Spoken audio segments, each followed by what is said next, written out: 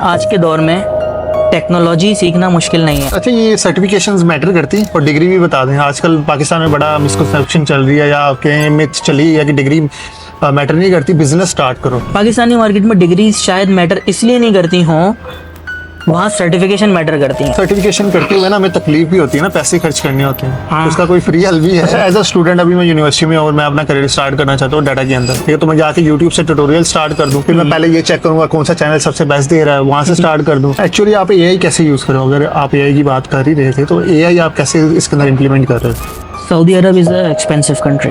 यहाँ cost of living काफ़ी high है। अभी तो राइट टाइम है किंगडम में रहने का 2030 तक। ये तो बिल्कुल जो लोग टारगेट कर रहे हैं जीसीसी में, वो टारगेट सऊदीया को ही करें, मैं यही कहूँगा। अच्छा, ज़िशान उस्मानी के साथ आपका अच्छा कनेक्शन रहा है, तो क्या आपने उनसे सीखा?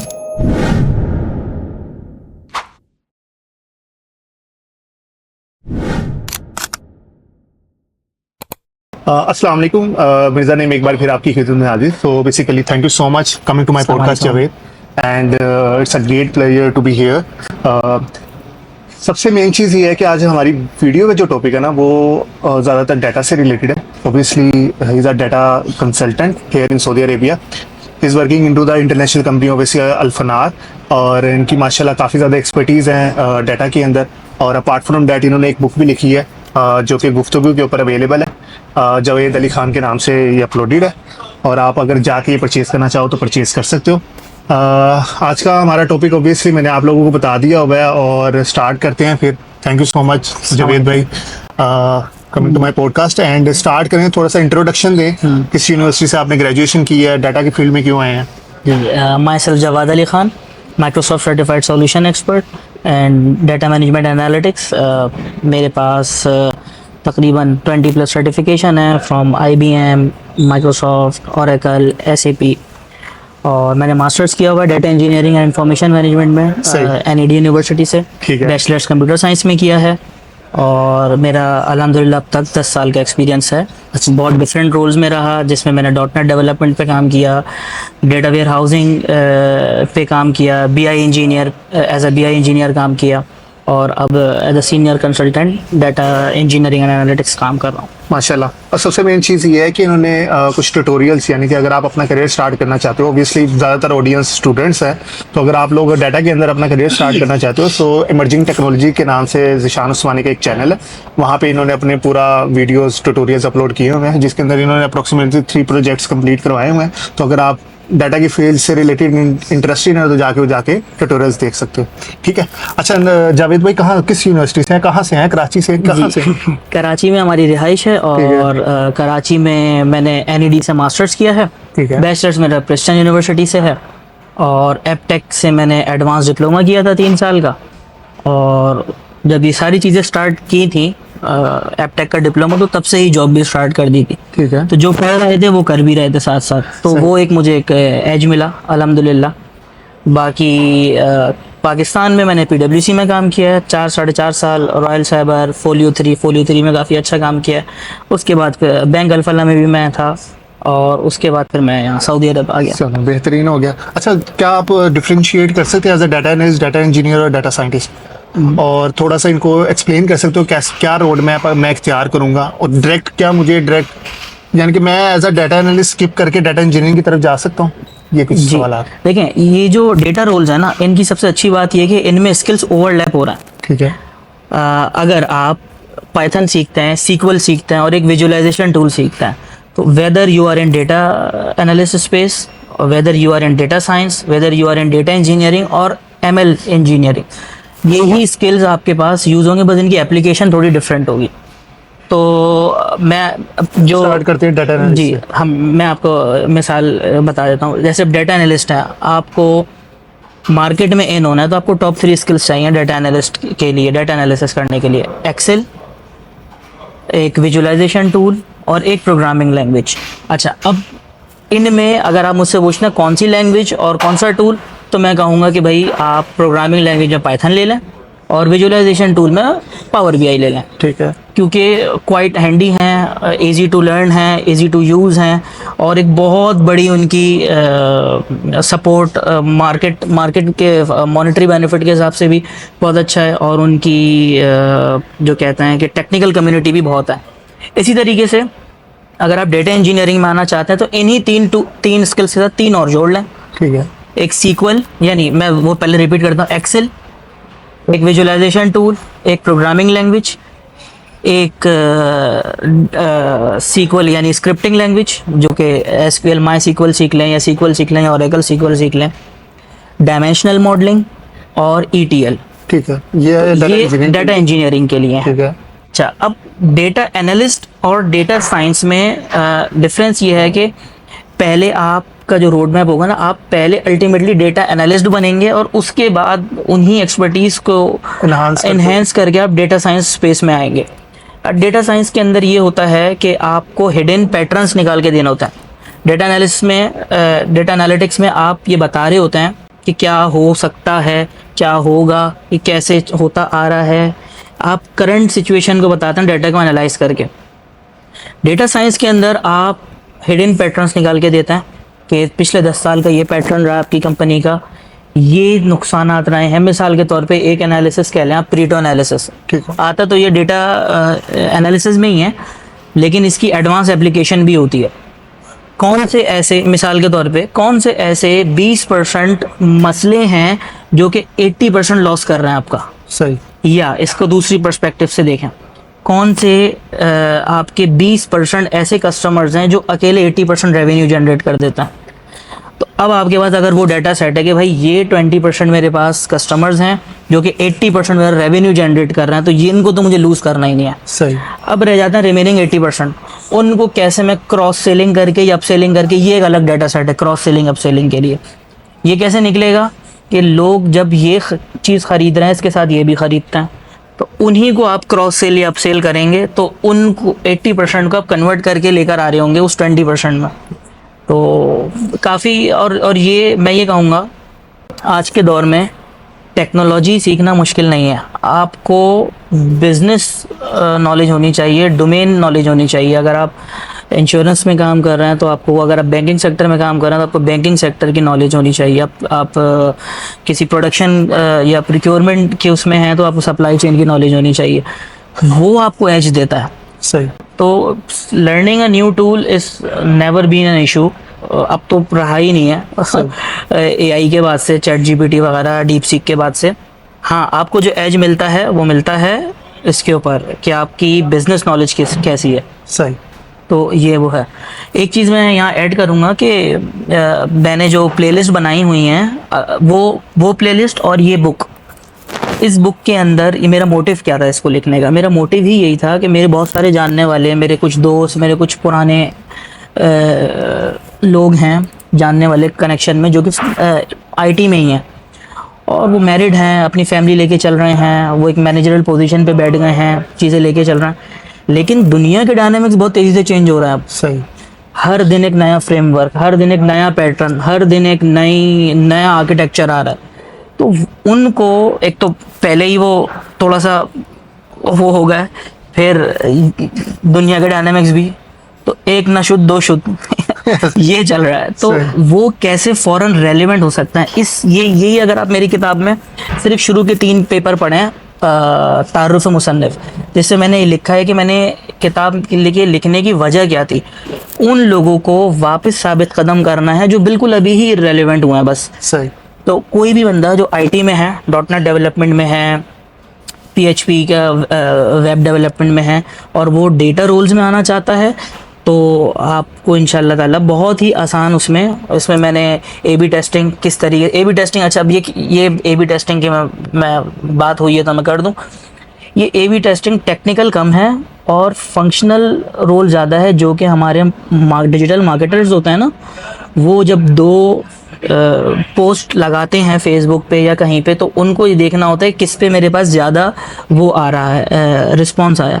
मिसाल के तौर पे मुझे पर्पल रंग पसंद है, आपको ब्लू पसंद है, आप शायद ब्लू वाले बैनर को एज दें, मैं पर्पल को दूं, ये मेरी पर्सनल वो है। लेकिन मुझे देखना है डेटा ड्रिवन डिसीजन मेकिंग, कि लोगों ने क्या रिस्पॉन्ड किया, वो मैंने अप्लाई करके बताया। इसमें सारे कोड मौजूद है, आप बस प्लेलिस्ट को फॉलो करें और इंशाल्लाह ताला उसमें डेटा एनालिसिस भी आप देख लेंगे, ETL भी देख लेंगे, थोड़ा सा मार्केटिंग का रोल भी आ जाएगा, तो आपको इंशाल्लाह बहुत बेनिफिट होगा। जो मैंने बुक में लिखा है वही मैंने करके दिखा दिया उसमें, सही। तो उसको फॉलो करना इंशाल्लाह। वो लोग जो आना चाहते हैं ऑलरेडी IT में, उनको बहुत बेनिफिट होगा सही, इंशाल्लाह। बेहतरीन। अच्छा, ये सर्टिफिकेशंस मैटर करती हैं? और डिग्री भी बता दें, आजकल पाकिस्तान में बड़ा मिसकंसेप्शन चल रही है, या कहीं मिथ चली है कि डिग्री मैटर नहीं करती, बिजनेस स्टार्ट करो। ठीक है। नहीं, मैं आपको बताऊं, मेरा एक प्रॉब्लम चल रही है सऊदी इंजीनियरिंग काउंसिल की, ठीक सही। है।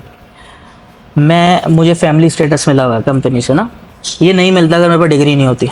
अच्छा, सही। ठीक है। सऊदी अरब बहुत अच्छी एक कंट्री है, बहुत किंगडम ग्रो कर रहा है, बहुत अपॉर्चुनिटीज़ हैं, बहुत सारी चीज़ें, लेकिन ये एक महंगी कंट्री है, यहाँ कॉस्ट ऑफ लिविंग बहुत हाई है, बहुत हाई है। तो ऐसे में अगर आपके पास डिग्री नहीं है तो आपको सऊदी इंजीनियरिंग काउंसिल से या कोई भी मॉनिटरिंग बॉडी होगी जो ये एक्रीडेट करेगी कि हाँ भाई आप बैचलर्स, एटलीस्ट बैचलर्स हैं आप, सही। तो आपको वो रोल्स नहीं मिलेंगे या वो कंपनीज में भी वो पोजीशंस नहीं मिलेंगी जो कि एक मैनेजरियल पोजीशंस होती हैं। सही। पहली चीज़ तो ये। दूसरी चीज़ ये, अब हम ज़रा एक लम्हे को पीछे आते हैं और बात करते हैं पाकिस्तानी मार्केट की। पाकिस्तानी मार्केट में डिग्री शायद मैटर इसलिए नहीं करती हों, वहाँ सर्टिफिकेशन मैटर करती हैं। ये थोड़ा सा रीजन टू रीजन वेरी कर रहा है, मैं क्लियर कर देता हूँ। पाकिस्तान में डिग्रीज इसलिए इतना ज़्यादा वो नहीं कर रही क्योंकि पाकिस्तान में जितने भी US बेस्ड सॉफ्टवेयर हाउसेज हैं ना, उनके बैक ऑफिसेज वहाँ पे हैं। वो कहते हैं हमें स्किल्स चाहिए, यहाँ पे काम भी चाहिए और स्टेटस भी चाहिए, तो इसलिए आपको ये डिग्री यहाँ पे ज़रूरी है। और रही बात सर्टिफिकेशन की, तो सर्टिफिकेशन मैं ये कहूँगा कि इंतहा से ज़्यादा इम्पोर्टेंट है।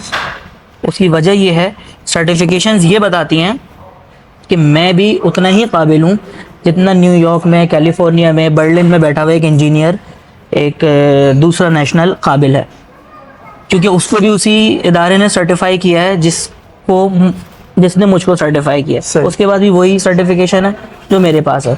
तो जब भी एक सिलेक्शन का क्राइटेरिया होता है कि आपको 20 लोगों में से चुनना है, तो वो फिल्टर आउट ऐसे ही होती हैं चीज़ें कि भाई कौन ज़्यादा एजुकेटेड है, फिर ऑन चेरी ऑन टॉप कि किसके पास सर्टिफिकेशंस हैं, फिर उसके बाद कितने एक्सपीरियंस है, तो ये मैटर करता है। सर्टिफिकेशन करते हुए ना हमें तकलीफ भी होती है ना, पैसे खर्च करने होते हैं। हाँ। तो उसका कोई फ्री हल भी है? नहीं, सर्टिफिकेशन की बहुत सारे फ्री हल है, बहुत सारे फ्री हल है। अब इवन अगर आप पाकिस्तान में तो भी फ्री हल है। बहुत सारी कंपनीज कहती हैं आप सर्टिफिकेशन करें, हम रीइंबर्स कर देंगे। सही। देखिए, आपको you have to take action. Actually हमारे यहाँ हम लोग थोड़ा सा उसको फॉर ग्रांट लेते हैं, लेकिन अगर कोई आपको US बेस्ड सॉफ्टवेयर हाउस भी सर्टिफिकेशन करने का कह रहा है ना, तो अल्टीमेटली वो इसलिए कह रहा है कि उसको आपकी कंसल्टेंट प्रोफाइल शेयर करनी है कस्टमर के साथ। उनको ये दिखाना होता है कि हमारे पास लेट्स से 500 रिसोर्सेज हैं जिसमें से 45% सारी सर्टिफाइड हैं। सही। तो अब जैसे कि मैं माइक्रोसॉफ्ट स्टैक पे काम करता आया हूँ और डिफरेंट स्टैक पे काम करता हूँ, SAP स्टैक पे मैंने काम नहीं किया, यहाँ मैं SAP पे काम कर रहा हूँ। सही। तो मैंने उसकी, अच्छा, यहाँ पे SAP की कितनी मार्केट है आपको? मुझे लगता है SAP की तो बहुत बड़ी मार्केट है। SAP SAP की और Oracle की बहुत बड़ी मार्केट है, और पिछले 20 साल से 30 साल से जो बड़ी ERPs हैं वो इन्हीं के ऊपर, इन्हीं की इम्प्लीमेंट हुई हैं और इन्हीं के कस्टमाइज सॉल्यूशंस इम्प्लीमेंट हुए हैं, जावा बेस्ड सॉल्यूशंस इम्प्लीमेंट हुए हैं। अब .NET बहुत रेलिवेंट हो रहा है यहाँ पे। एक ERP है Dynamics 365, वो बहुत आ रही है यहाँ पे। एक ERP है ओपन सोर्स ओडो के नाम से, जो पाइथन पे लिखी हुई है, वो बहुत आ रही है यहाँ पे, बहुत ज़्यादा। ओडो तो बहुत मतलब बिल्कुल हार्ड टाइम दे रहा है। हर सॉफ्टवेयर हाउस में आपको उर्दू नजर आएगा। तो हर कंपनी यहाँ पे, हर स्टार्टअप के अंदर उर्दू है। Actually the thing is, kingdom is growing. देखें, they are investing a lot of money, और बहुत ज़्यादा अपॉर्चुनिटीज़ हैं, बहुत ज़्यादा किंगडम ग्रो कर रहा है, काम बहुत है, डेटा बहुत है इटसेल्फ। जैसे कि अब आपने नया सुना होगा, यहाँ पे ये लोग ये प्रेफरेंस दे रहे हैं कि भाई हमारा डाटा इसी प्रेमिसेस में होना चाहिए। बिल्कुल। आपने सुना होगा GDPR कंप्लाइंस के बारे में, यूरोपियंस कंप्लाइंस है GDPR के, यूरोप का डाटा यूरोप में ही रहना चाहिए। इसी तरीके से यूएसए की कंप्लाइंस है हेपा के नाम से, HIPPA मेरे ख्याल है कि उनका डाटा वहीं होगा। इसी तरीके से इनकी भी कंप्लाइंस है, PL P3 ऐसे ही करके कुछ नाम है। वो भी ये अब मेक श्योर कर रहे हैं कि किंगडम का डाटा किंगडम में ही रहे। सही। तो और अगर किंगडम में नहीं है तो एटलीस्ट GCC में रहे। सही। आइंदा आने वाले दिनों में आप देखेंगे जो मेजर बड़े प्लेयर्स हैं वो अपने डाटा सेंटर्स बना रहे हैं यहाँ पे। तो ये एक फैक्टर है। तो आप अंदाज़ा लगा लें कि डाटा कितना होने वाला है। सही। तो थोड़ी अगर क्लाउड कंप्यूटिंग के ऊपर बात कर लें, मतलब अगर हम उस चीज़ की तरफ चले गए हैं तो क्लाउड कंप्यूटिंग पे थोड़ी बात कर लें। सऊदी अरब के हवाले से, सऊदी अरब के हवाले इस बात से अंदाज़ा लगा लें कि यहाँ का जो अपशेयर प्लेटफॉर्म है वो फुली ऑटोमेटेड है। एवरीथिंग आपकी मैंने अपनी फैमिली के वीज़े निकाले, उनके इकामे मैंने घर बैठ के ही बनवाए, वो सब आप अंदाज़ा कर सकते हैं। हर चीज़ यहाँ पे ऑटोमेटेड है। और मुझे चाहे बैंक अकाउंट खोलना हो, मुझे कोई दूसरा अकाउंट खोलना हो, तो वो पॉसिबल नहीं था अगर वो क्लाउड कंप्यूटिंग को उन्होंने अडॉप्ट ना किया होता। तो जब ये गवर्नमेंट किसी चीज़ को अडॉप्ट करती है तो आप अंदाज़ा लगाएं कि वो उसकी कितनी अपॉर्चुनिटीज़ आएंगी, और आ रही हैं, बहुत है। मेरे बहुत सारे जानने वाले अभी आए हैं जो कि यहाँ काम कर रहे हैं एज अ .NET डेवलपर, अच्छी जगहों पे काम कर रहा है। पाकिस्तानी बहुत अच्छी जगहों पे यहाँ पे काम कर रहा है and people are making hell out of money माशाल्लाह। अच्छा, एक चीज़ मैंने आपसे ये भी पूछनी है, जैसे अगर हम AWS या Azure की बात, आप जैसे Azure ज़्यादा यूज़ कर रहे हो, आपकी एक्सपर्टीज़ भी उसके अंदर ज़्यादा है, ठीक है, लेकिन यहाँ पे Azure का डाटा सेंटर नहीं है माइक्रोसॉफ्ट का, तो वो क्या सीन है? देखें, मैंने अपने आप को किसी भी क्लाउड प्लेटफॉर्म पे या किसी भी टूल पे लिमिट नहीं किया हुआ। यही मैं आने वाले इंजीनियर्स को यही कहूँगा कि आप अपने आप को किसी भी, देखें, learning a tool should never be an issue. किसी के लिए इशू नहीं होना चाहिए। जो काम मैं अज्योर पे कर रहा हूँ वही सारा काम AWS पे हो रहा है, GCP पे हो रहा है, अलीबाबा क्लाउड पे हो रहा है। टूल्स चेंज हैं, इसीलिए मैं कहता हूँ कि आप स्किल जो सीखें ना वो कोर सीखें। आप प्रोग्रामिंग लैंग्वेज सीखें कि ऊप्स कैसे काम कर रहे हैं प्रोग्रामिंग लैंग्वेज में, किस तरीके से फ्लो क्या है, ना कि किसी एक चीज़ पे लिमिट हो जाए। इसी तरीके से विजुअलाइजेशन टूल सीखें। मिसाल के तौर पे आपको लॉस शो करना है किसी डैशबोर्ड में, तो आप ऐसे ही उठा के कोई भी चार्ट यूज़ नहीं कर सकते, उसके लिए एक वाटरफॉल चार्ट होता है। सही। अब वो आप चाहे पावर BI पे यूज़ करें या टैब्लो पे यूज़ करें, क्लिक सेंस पे यूज़ करें, किसी पे यूज़ करें, रेलेवेंट चार्ट यूज़ करना किस उसकी एप्लीकेशन क्या है, तो आप ये चीज़ सीखें, मेथोडोलॉजी सीखें। सीक्वल में कोई एक फ्लेवर नहीं, मतलब आप सीक्वल की DDL, DCL, ये जो डाटा मैनिपुलेशन लैंग्वेज है ये सीखें, किस तरीके से ये काम कर रही हैं। अब वो कोई भी दूसरा फ्लेवर हो। मिसाल के तौर पर मैं आपको मिसाल लेता हूँ, मैंने बिग डाटा पे पहले कभी काम नहीं किया था, सही, लेकिन मैंने सीक्वल पे बहुत काम किया था। सही। तो जब मैं बिग डाटा पे काम करना मैंने स्टार्ट किया तो उसमें एक फ्रेमवर्क है स्पार्क लैंग्वेज मुझे नहीं आती, वो जावा पे लिखी है वो लाइब्रेरी, लेकिन उन्होंने स्पार्क सीक्वल भी दिया हुआ है और पाई स्पार्क भी दिया हुआ है। अगर आप पाइथन डेवलपर हैं तो आप रेलेवेंट नहीं है, आप आइए पाइथन लाइब्रेरी पे काम करना शुरू कर दें। आप सीक्वल डेवलपर हैं तो स्पार्क सीक्वल पे काम कर लें। तो आप जो बंदा बिग डाटा पे नहीं करता था काम, वो उस पर बहुत आसानी से काम कर सकता है। तो आपने पूछा डेटा की क्या डिमांड है सऊदीया में, तो मैं आपको सऊदीया का, तो जैसे आपको मैंने बताया कि वो तो अपना डाटा ही यहाँ रखना चाह रहे हैं।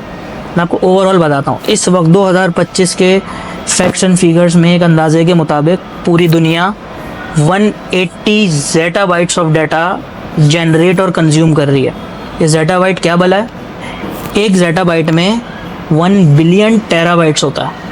तो अब आप अंदाज़ा लगाएं कि 2025 में दुनिया इतना डाटा जनरेट कर रही है, कंज्यूम कर रही है। अब इसको संभालेगा कौन? डेटा इंजीनियर्स ही संभालेंगे। इसके लिए ऑटोमेटेड कुछ आर्किटेक्चर्स आएंगे, कुछ लाइब्रेरीज़ लिखी जाएंगी, ऑलरेडी कुछ लाइब्रेरीज़ हैं। तो डेटा इंजीनियर्स का बहुत काम है।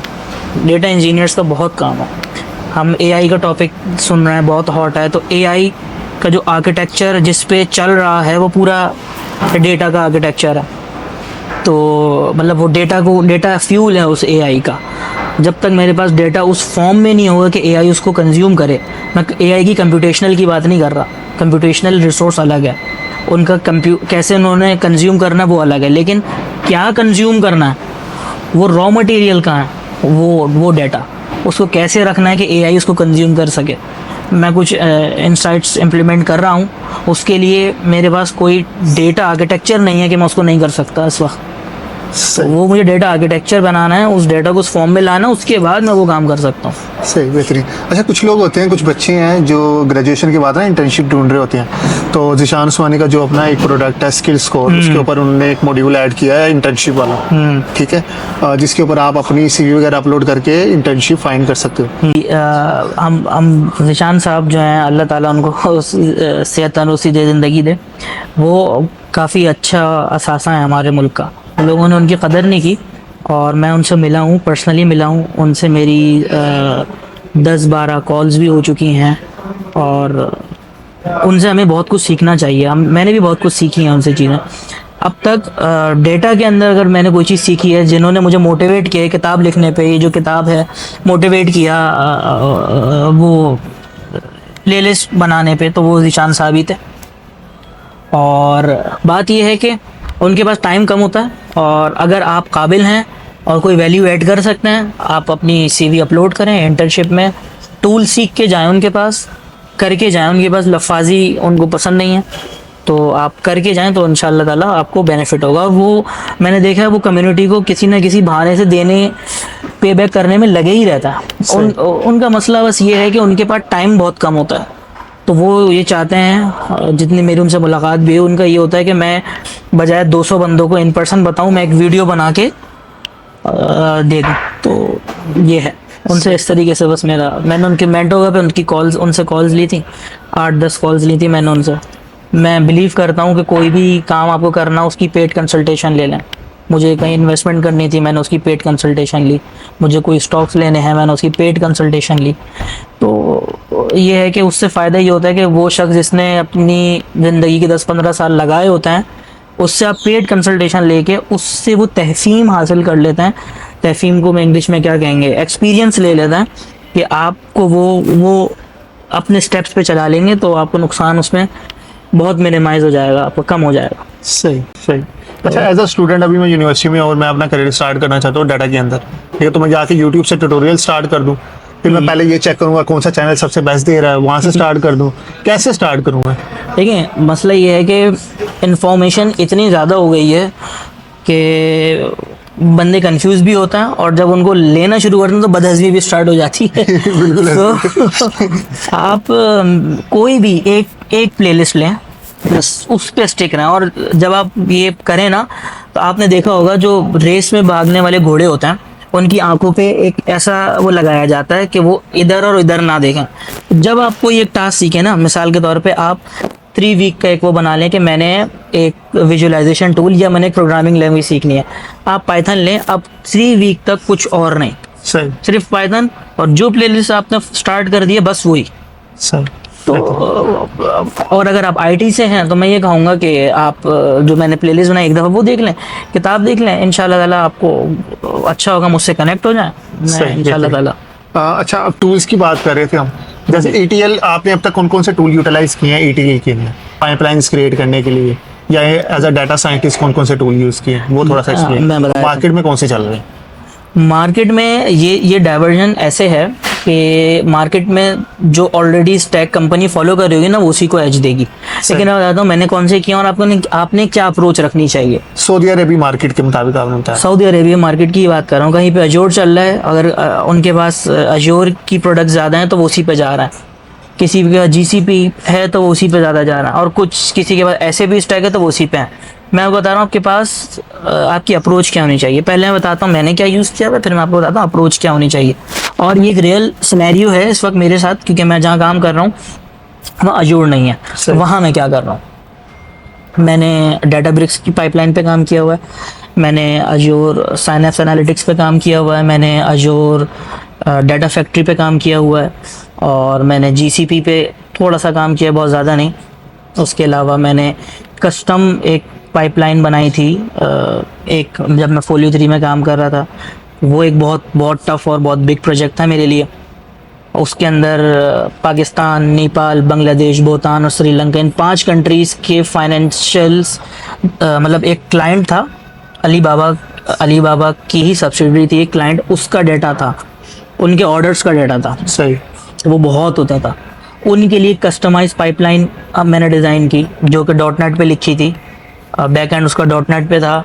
उसकी स्क्रिप्ट सीक्वल पे लिखी थी, जो कि नियर रियल टाइम डाटा को इंजेस्ट करके एनालिसिस रेडी करके रखता था। फ्रंट एंड उसका मैंने वो प्रोडक्ट, जो पूरी प्रोडक्ट बनाई थी, अब यहाँ पे भी चैलेंज था, मैं बताता हूँ। वो जो पूरी प्रोडक्ट बनाई थी, उसका फ्रंट एंड एंगुलर पे था, बैक एंड डॉट नेट पे था, और डाटा रैंगलिंग सीक्वल पे होती थी, और उसको मैं एक उसके ऊपर डाटा लेक के ऊपर रख दिया करता, जहाँ से आप रिपोर्ट्स कनेक्ट कर सकते हैं, एनालिसिस कर सकते हैं, मशीन लर्निंग मॉडल्स लगा सकते हैं।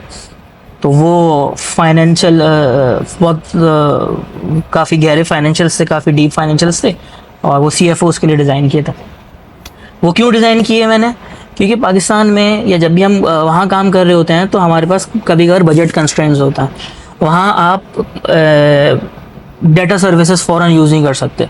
अगर आपने एट दी एंड 10 रिपोर्ट्स देनी है, तो उसके लिए आप पूरी 4-5 हज़ार डॉलर पर मंथ की डेटा सर्विस यूज़ नहीं कर सकते। तो वहाँ उस वक्त का इलाज ये था। सही। और अब जैसे यहाँ पे मैं काम कर रहा हूँ, यहाँ के लिए डिफरेंट है। यहाँ पे पूरा एक आर्किटेक्चर में इम्प्लीमेंट कर रहा हूँ अज्योर के ऊपर, मेडेलियन आर्किटेक्चर पर। डाटा की एक्विजिशन, डाटा की स्टोरिंग, कैसे गोल्ड ब्रॉन्ज लेयर से सिल्वर लेयर में जाएगा, सिल्वर से गोल्ड में जाएगा, कैसे AI टीम के लिए रेडी होगा, कैसे BI टीम के लिए रेडी होगा। डाटा मुझे उसमें रेडी करके रखना है। तो वो बिल्कुल ही वो अज्योर पे मैं कर रहा हूँ। बाकी यहाँ पे बहुत सारी चीज़ें, बहुत सारे फ्रेमवर्क्स चल रहे हैं। मैं ये कहूँगा कि आपने अगर बिग डाटा को टारगेट करना है, तो आप मेडेलियन आर्किटेक्चर को थोड़ा सा देख लें। सही। उसकी इम्प्लीमेंटेशन अज्योर पे भी होती है, GCP पे भी होती है, AWS पे भी होती है, अलीबाबा क्लाउड पे भी होती है, और कस्टम स्टैक पे भी होती है कि आप ओपन सोर्स टेक्नोलॉजीज़ लें, उस पर इम्प्लीमेंट भी कर सकते हैं आप। तो आप मेडेलियन आर्किटेक्चर को देखें, मैथडोलॉजीज़ को देखें। आप टेक्नीशियन नहीं बने, आप इंजीनियर बने। सही।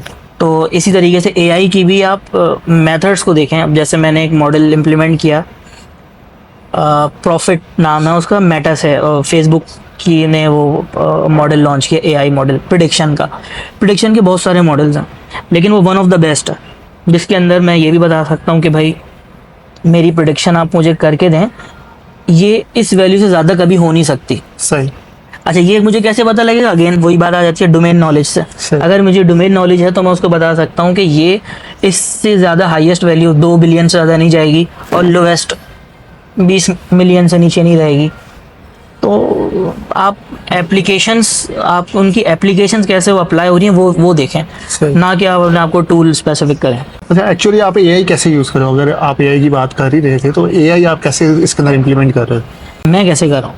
अच्छा, मैं दो डिफरेंट फेसेस में करता हूँ। पहले तो जो मेरा काम होता है ना, डेटा इंजीनियरिंग, मुझे ये देखना होता है, अगेन मेरे पास अगर बिजनेस रिक्वायरमेंट आई हुई है और उसका सेकंड फेज़ भी है, तो मैं ये देखता हूँ कि मैं इनको इससे बिजनेस वैल्यू क्या निकाल के दे सकता हूँ, नंबर 1।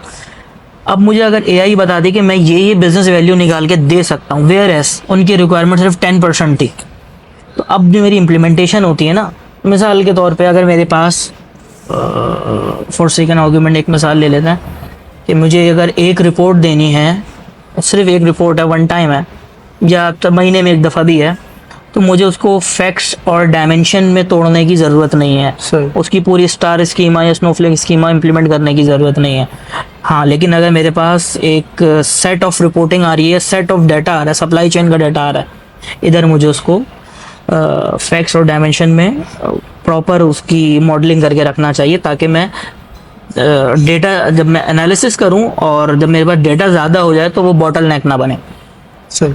तो अगेन आपकी बात पे आता है कि मैं AI इम्प्लीमेंटेशन कैसे करता हूँ। तो वो AI इम्प्लीमेंटेशन डेटा इंजीनियरिंग के टाइम पे होती है कि भाई इससे क्या क्या हो सकता है और क्या क्या इंसाइट्स मैं दे सकता हूँ, नंबर 1। और जब मैं एक्चुअल वो दे रहा होता हूँ, सही, कि भाई इन्होंने मांगा ये, इसमें मैंने ये 2-3 KPIs और ऐड कर दी, या 4 KPIs और ऐड कर दी, फिर वो बिजनेस उसमें इंटरेस्ट लेना शुरू कर देता। अच्छा, तो ये ऐसा इसका देखने का एक ज़ाविया ये भी है, अच्छा तो इसमें ये भी है, अच्छा ये हिडन पैटर्न हमें मालूम नहीं था, अच्छा हमसे ये गलती हो रही है। तो ये चीज़ें यहाँ पे अभी तक मैं इतनी ज़्यादा इम्प्लीमेंट नहीं की जितनी मैं पहले इम्प्लीमेंट करता वहाँ है। तो अब इंशाल्लाह उम्मीद है, कुछ हैं चीज़ें पाइपलाइन में।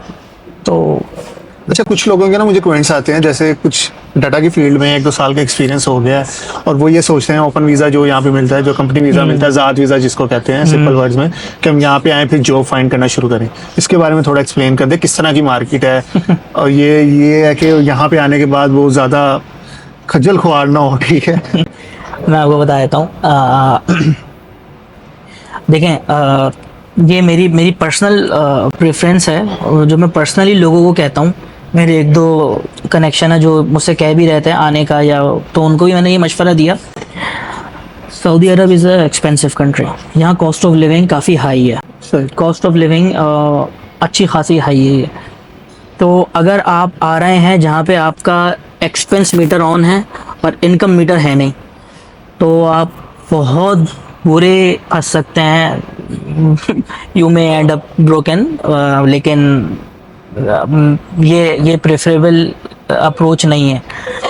वेयर एस मुझे 2 साल लगे तकरीबन सही वो ढूंढने में और आने में। तो मैं ये कहूँगा कि देखें, अगर आप पाकिस्तान से हैं और आना चाह रहे हैं तो पाकिस्तान में आप जॉब लेकर ही आएँ, आगे ना ढूंढें, क्योंकि बहुत मुश्किल है। कॉस्ट ऑफ लिविंग बहुत हाई है यहाँ पे, ये गलती ना करें। अच्छा, मैं अगर ये भी पूछते हैं कि मतलब कि सऊदीया ही क्यों, किसी और कंट्री में भी तो जा सकते हैं। अगर आप कह रहे हो कि कॉस्ट ऑफ लिविंग हाई है, आपने भी अप्लाई किया था, आप जैसे बता रहे। जी देखें, कॉस्ट ऑफ लिविंग हाई है लेकिन उसी हिसाब से अर्निंग भी है। अच्छा, लेकिन वो कॉस्ट ऑफ लिविंग मैं बेयर कर सकता हूँ जब तक मेरी इनकम मीटर चल रहा है। अगर मेरा इनकम मीटर नहीं है तो और एक्सपेंस मीटर स्टार्ट हो गया तो वो तो एक काफ़ी ज़्यादा प्रॉब्लम है। इसके बरक्स मैं बहरीन गया था 2 महीने 3 महीने पहले। वहाँ मुझे अंदाज़ा हो कॉस्ट ऑफ लिविंग बहुत कम है, तो वहाँ सैलरीज भी कम है उसी हिसाब से। सही। तो अभी तो राइट टाइम है किंगडम में रहने का 2030 तक। ये तो बिल्कुल जो लोग टारगेट कर रहे हैं जीसीसी में, तो वो टारगेट सऊदीया को ही करें, मैं यही कहूँगा। सही। लेकिन ये गलती ना करें कि आप अपनी लगी लगाई जॉब छोड़कर आ रहे हैं और यहाँ पर जॉब हंट कर रहे हैं, क्योंकि यहाँ पे अभी भी रेफरेंस ही चलता है, अभी भी। बस ये एक बस मैं वो कहूँगा। अच्छा, बिग डाटा पे बात कर लेते हैं। तो बिग डाटा में आप कौन कौन से टूल यूटिलाइज करोगे? बिग डाटा में मैंने जो काम किया था पहले, मैं हडूप पे काम कर रहा था, स्कूप पे काम कर रहा था। हॉट ऑन वर्क्स एक कंपनी थी जिसको क्लाउडेरा ने अक्वायर कर लिया, उस पे काम किया था। और डेटाब्रिक्स, अब तो डेटाब्रिक्स पे ही ज़्यादातर मैं देखता हूँ, क्योंकि वो पूरा एक यूनिफाइड प्लेटफॉर्म है, चाहे वो बिग डाटा हो, एआई हो, डेटा साइंस हो, बहुत अच्छा प्लेटफॉर्म है। और उसी का सब्स्टिट्यूट माइक्रोसॉफ्ट ने दिया है synapse analytics, Azzur synapse analytics. वही इंजन है। डेटाब्रिक्स में भी स्पार्क इंजन चल रहा है और साइनैप्स में भी स्पार्क इंजन चल रहा है। तो अब बिग डाटा उसके ऊपर, क्योंकि एक यूनिफाइड वो डेटाब्रिक्स उसको टारगेट कर रहे हैं as a unified data platform. Data engineering team भी उसी पे काम करेगी, डेटा साइंस टीम भी उसी पे काम करेगी, और बिजनेस एनालिस्ट टीम भी उसी पे काम करेगी। तो मैं ये कहूँगा कि हाँ, वो देख लें, डेटाब्रिक्स देख लें। और अच्छी बात यह, अगर आपको सीक्वल आता है, पाइथन आती है, तो आप रेडी हैं उस पर काम करने के लिए। सही। तो आप उसको देखें। सही। अच्छा, सऊदी अपॉर्चुनिटीज़ इसके डाटा एनालिस्ट, डाटा इंजीनियरिंग और डाटा साइंटिस्ट, और विद द एक्सपीरियंस कितना होना चाहिए, फिर आना चाहिए, या कैसे अप्लाई कर सकते हैं, कैसे आ सकते हैं? देखें, मैं ये कहता हूँ पूरी जीसीसी मार्केट के लिए ये लोग जो है एक्सपीरियंस रिसोर्सेज उठाते हैं, और ये लोग तकरीबन 4-5 साल के एक्सपीरियंस के बाद वाला बंदा पैसे बनाता है यहाँ पे। उससे पहले जो है ना, आपके पैसे इतने नहीं बनते। सही। तो अगर आपको फैमिली रखनी है वो है, तो आपके पास तकरीबन 4-5 साल से ज़्यादा का एक्सपीरियंस होना चाहिए, तब आपको ये कि थोड़ा सा एज मिलेगा। बाकी ये कि जो मार्केट स्टैंडर्ड्स चल रहे हैं डेटा रोल्स के, वो 8,000 रियाल से स्टार्ट होके 15, 17, 18,000 रियाल तक जा रहे हैं जब आप रिलोकेट कर रहे हैं। सही। अगर आप यहाँ पर हैं, आपके पास यहीं का एक्सपीरियंस है, आप यहीं स्विच करते हैं, तो वो एक मैंने तो खैर अभी तक नहीं किया, मैं तो पाकिस्तान से ही आया था डायरेक्ट, तो उसमें यह है कि एक थोड़ा सा मॉनेटरी बेनिफिट हो जाता है। सही। अच्छा, ये थोड़ा सा बता दें कि कुछ होता है कि रिक्रूटमेंट एजेंसीज आपको एक सेंटर में आ जाती हैं, आप डायरेक्ट कंपनी के साथ नहीं होते, ठीक है, वो एक एज पॉइंट आप बता दें। जी, मुझे बहुत ज़्यादा ऑफ़र हुई थी ऑफर्स हुई थी आने से पहले, और मैंने कोई एक भी ऑफ़र एक्सेप्ट नहीं की थी। मतलब शायद मैं 2 साल बाद आया, अपनी रिसर्च के बाद शायद मैं 2 साल पहले ही आ जाता।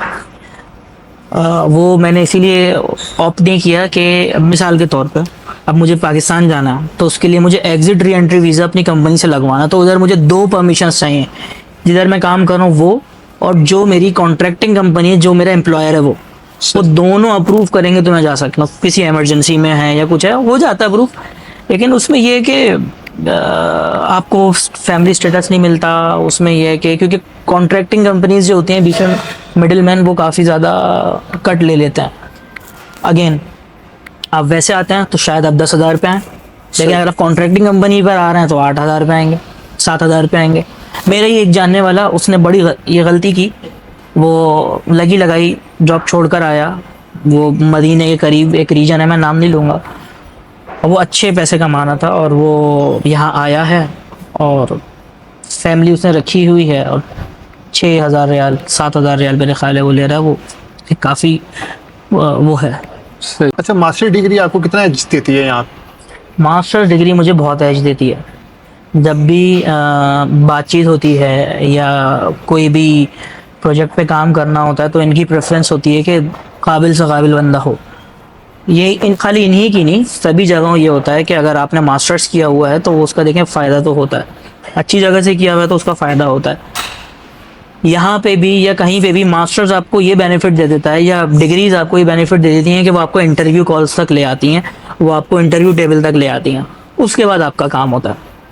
मैं ये कहता हूँ कि अच्छा कॉम्बो बन जाता है अगर आपने मास्टर्स किया हुआ है और आपने सर्टिफिकेशन ली हुई हैं, तो ये एक अच्छा कॉम्बो बन जाता है। भाई लोग तो इस वक्त 2-2 3-3 मास्टर्स कर रहे हैं, और नैनो डिग्रीज का कॉन्सेप्ट है, डुअल डिग्रीज का कॉन्सेप्ट है, तो ये बात मैटर है। करती है। अच्छा, एक चीज़ ये है, मैं पाकिस्तान में बैठ के यहाँ पे जॉब कैसे फाइंड कर सकता हूँ? लिंक्डइन ही है सिर्फ या कोई और प्लेटफॉर्म? नहीं, देखें यहाँ पे जो 2-3 प्लेटफॉर्म्स हैं जो यहाँ चलते हैं, एक है naukri.com, एक है बैत BAYT बैत, वहाँ पे बहुत नौकरियाँ आती हैं, और लिंक्डइन ऑब्वियसली।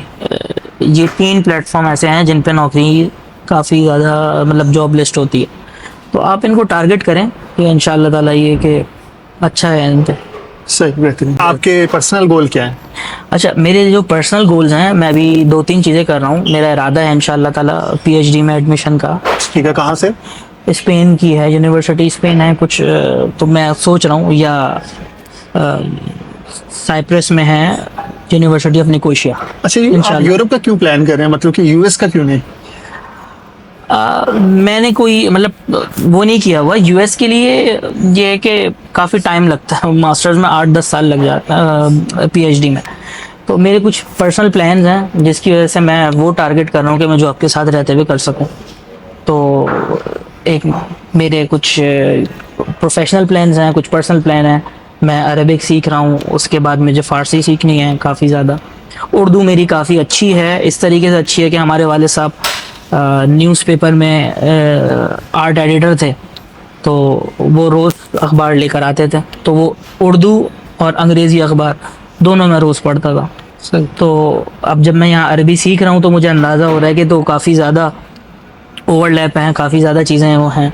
तो मेरी इस साल का इंशाल्लाह टारगेट है अरबी का, और उसके बाद मेरा फ़ारसी का है। बहुत सारे हमारे कलाम ऐसे हैं, अगर हम इकबाल को पढ़ते हैं तो उसमें फ़ारसी बहुत ज़्यादा आ जाती है।